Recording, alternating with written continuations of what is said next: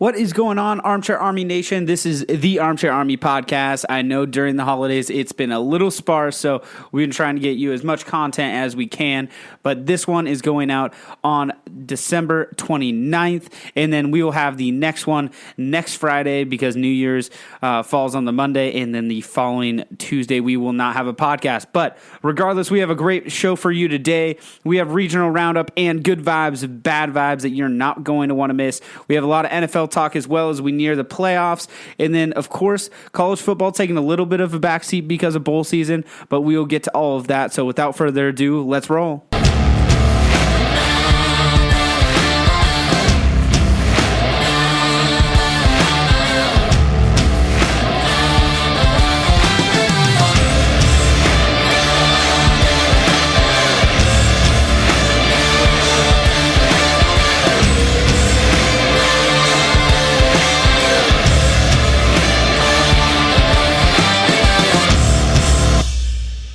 All right, the last couple of weeks we've been starting off with some NFL talk. The NFL has been absolutely crazy to watch. It's actually been really fun to watch just because of how many teams seem to be in the playoff hunt. I know that Carolina and the Saints both clinched playoff spots. They're both fighting for a spot in the, or not a spot, but the NFC South, and clinched a little bit of home field advantage in their first game.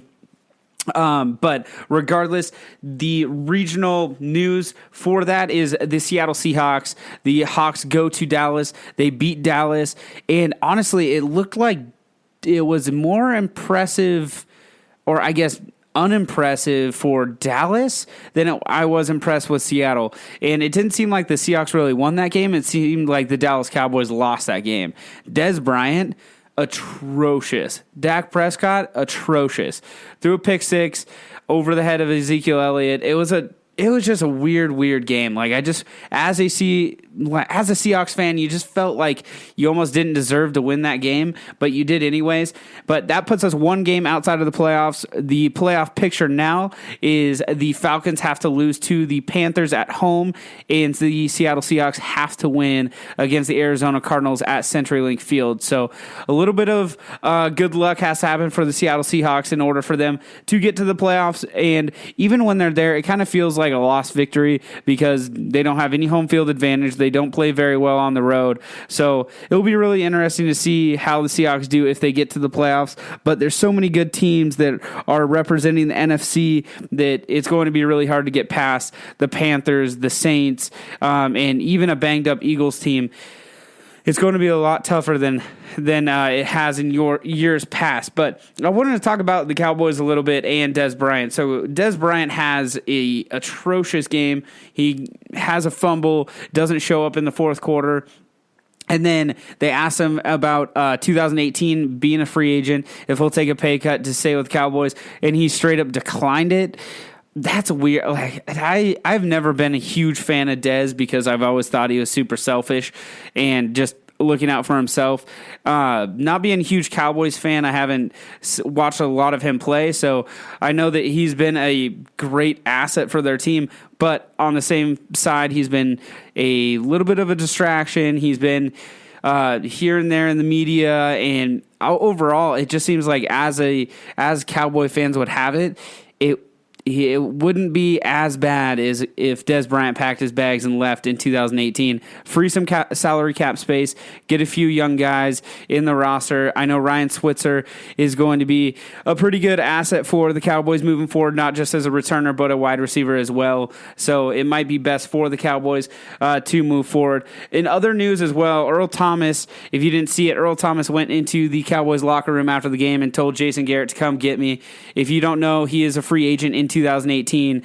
So it kind of irked a lot of Seahawks fans just because it was very, very off color, because Earl Thomas has been a Seahawk through and through. We drafted him. He's won a Super Bowl with the Seahawks, but his time is coming to an end. I know he's still one of the best safeties in the league, but the amount of salary cap space that the Legion of Boom take up, it kind of restricts our team, and you can see that in the offensive line almost all year consistently. So I don't know, a little bit of weird thing having that on tape and having that on camera, saying Earl Thomas saying that he wants to go to the Cowboys.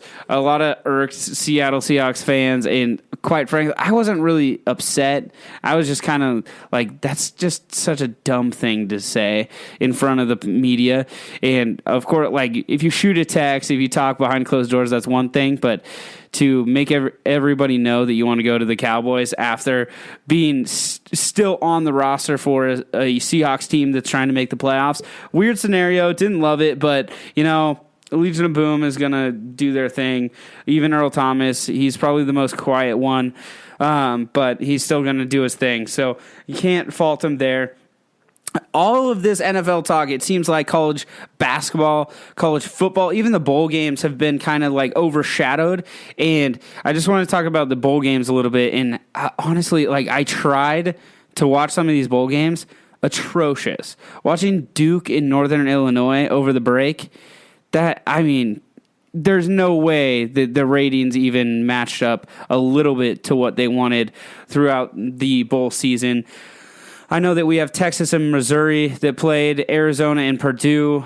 Florida State beat the crap out of Southern Miss, and then Iowa had a big win over Boston College. But it just seems like there's so many bowl games that it's not only hard to keep track of, but hard to really get into. And it makes these bowl games a little less special, not only for the teams in it, but the fan bases surrounding it. I know as a Boise State fan, I was pumped that they went to Las Vegas Bowl after the, I wouldn't say down year, but just a year that wasn't as special as other years, and that was great, facing a Power 5 team and an Oregon team that seemed to be well within reach. But these bowl games, I want to slim them down to like 20 bowl games. So if you go to a bowl game, it's like the most special thing that you could find. And outside of the college football playoff, there's not going to be that many good games. I'm really excited for USC and Ohio State. I think that's going to be one of the best games. Also, Penn State and UW. That's also going to be a good game. And then next week, we are going to get the reaction from the Holiday Bowl, the WSU and Michigan State playing each other. That game should be a lot of fun. But and if you're listening to this, the game probably already happened, so I apologize. But we'll have all our reaction coming next Friday. We'll drop that. But without any further ado, we are going to get into our regional roundup, one of my favorite segments. So let's go. This is the Regional Roundup on the Armchair Army Podcast. All right, for a couple of weeks now, we have started the regional roundup being college basketball with all the teams around the area doing really well. I wanted to kind of spotlight the teams that the listeners follow the most. And if you have a team that you want on the regional roundup, just hit me on Twitter. You can hit me on Facebook. We will take any suggestion that you have, but we are going to stick with the main teams that we have in Washington and in Idaho. So the first team that we're going to go over is Gonzaga, number 20 in the country. They had a win over Pacific on Wednesday, and then they start conference play against Santa Clara on Saturday. I always say this growing up as a Gonzaga fan. It's kind of sad to see that they're in the West Coast Conference just because you don't follow them as close during the year and you only follow them during March Madness. St. Mary's has been good in recent years, but other than that, their conference play is just so boring to watch. They play Pepperdine. I mean, it's one of those teams that it seems like an old Boise State in the WAC type deal, but make no mistake, Gonzaga is a very, very good team and beating some great teams in that PK80 tournament. I'm excited for them come March in the tournament. And sticking in Washington, going down over into Pullman, WSU is 8-4 on the season. They beat Bethune-Cookman 86-58, and they play UCLA tonight. That will be a good matchup as they start Pac-12 play. And another team starting Pac-12 play is UW in Seattle. They're 10-3, and they are coming off a 66-63 win over Montana. That was actually a really good game if you didn't watch it. UW is not very good this year, but they compete almost every single night. So they're a team to watch moving into the Pac-12 tournament. They can make a little noise, but they play USC tonight as well, starting that Pac-12, those Pac-12 games. So watch out for the Pac-12 getting started. Idaho, as you know, is now in the FCS, so they are playing the FCS teams, and they are in the Big Sky. They lost to UC Irvine on Tuesday, and they play North Dakota tonight, and they should be a lot more competitive. So I'm excited to see what the Idaho Vandals have in store, just because they can get a bid if they win the Big Sky, so they'll be a lot more competitive than they were in the FBS. Give them a little bit more shot with the talent that they can recruit to Moscow. But moving down into Boise State, they're 10-2, coming off their best start in program history. They had a big win over Colorado State on Wednesday. They play UNLV on Saturday, getting the Mountain West started. They're a team to watch in the Mountain West. I know Nevada and UNLV are very good as well, but with Chandler Hutchison, it seems like anything could happen, as he was the preseason Mountain West Player of the Year selection. So that will be really exciting to watch in Boise. I know we've been a decent team for many years, but we have had some bad draws, and overall we haven't made it to the tournament as strong as we wanted to. So it will be exciting to see having a star player and seeing what we can do going forward. I'm excited for the Boise State program, and really all of the programs around the region. It seems like every single one of them almost have a shot to either win the conference or win the conference tournament. And once you get into March, anything can happen. So I'm excited there. But that is going to do it for our regional roundup. We have good vibes, bad vibes next, and you're not going to want to miss it. Let's go. This is Good Vibes, Bad Vibes on the Armchair Army Podcast.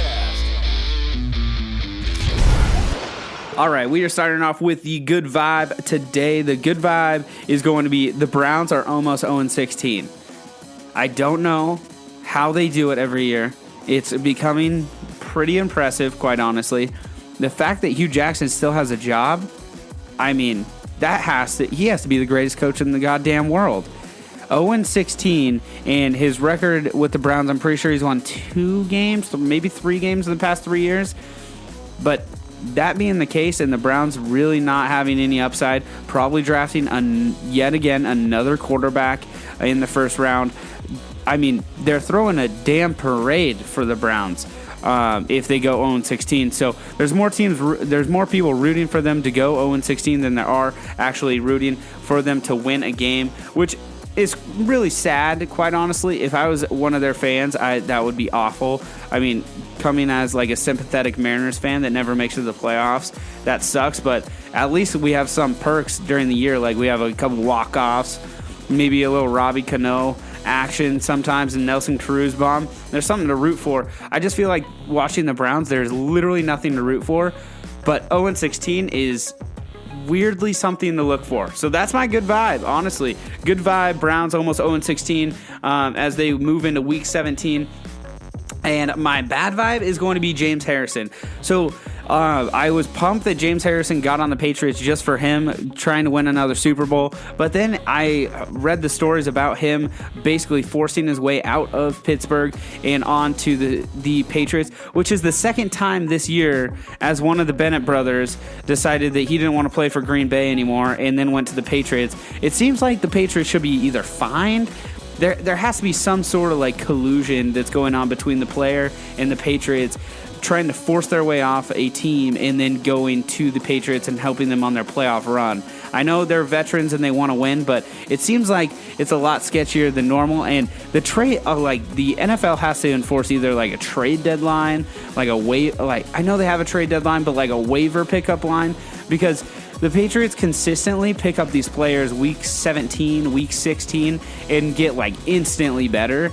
And honestly, this is coming from like a super bitter Seahawks fan, so that may be totally off base. But at the same time, I don't think there's any other team in the league that picks up as many players as the Patriots do for their stretch run. So there has to be something that would stop these players from trying to force their way off their current team and has some incentives to stick with their team. But yes, bad vibe, James Harrison trying to force his way off the Steelers, as he has been a longtime Steelers fan, a fan favorite, and all the players have loved him over the years. But all the player interviews that I listened to over the past week have really been disparaging. Kind of not only his reputation, but just kind of his integrity as well with playing football. But if you have ever seen a James Harrison workout, if you haven't, go do it. If you have, you know how insane that dude is.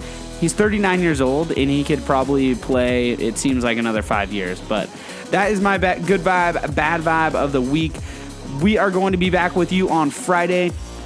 The update for the Armchair Army group on Bowl Mania, Capital One Bowl Mania, is going to be up every Saturday as well. We're going to update you on Twitter for the $25 gift card to Amazon. I apologize. We've been a little lax on the podcast coming out on Tuesdays just because of the holidays the day before.